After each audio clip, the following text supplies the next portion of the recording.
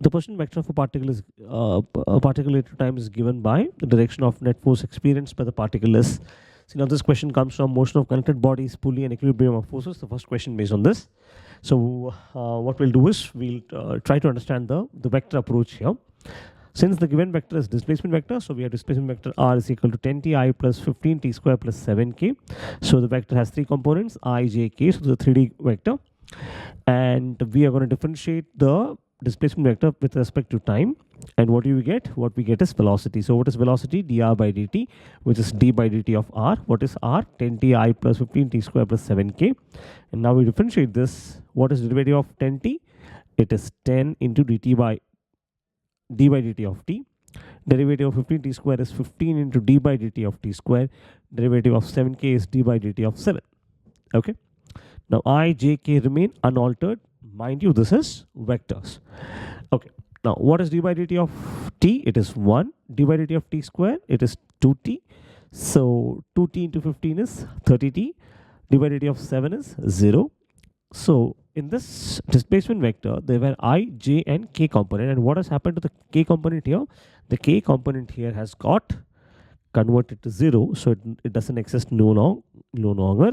And what we have is the velocity vector is now only has two components. One is the I component, another is the j component. Now if we differentiate the velocity vector, what we get is the acceleration vector, which is d by dt of v, which is d by dt of 10i plus 30t, which is d by dt of 10 along I component plus 30 into d by dt of t. What is d by dt of 10? It is 0. What is d by dt of t? It is 1. So we have acceleration is equal to 30j. And when acceleration is equal to 30j, what is force is equal to? Force is mass into acceleration. So vector f is equal to 30. Mass of the body is given to us as, okay, the mass of the body is not given to us. So I think we shall have to write here mass into, yeah. What is acceleration? Acceleration is 30j. If you take the magnitude of f here, what do you get actually?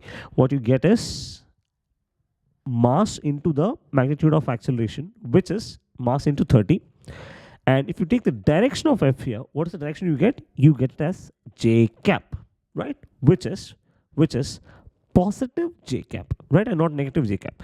So the direction is along the direction of the unit vector plus j cap, which is along the y-axis. And why is it along the y-axis? Because we assume that if these are the axis, these are the x-axis, y and z-axis.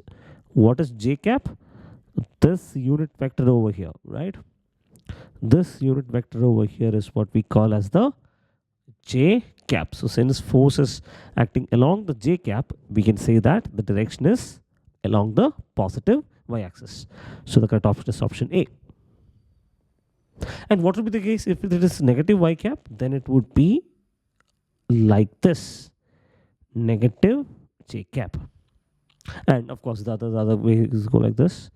It would be positive I cap. The vector here would be negative I cap.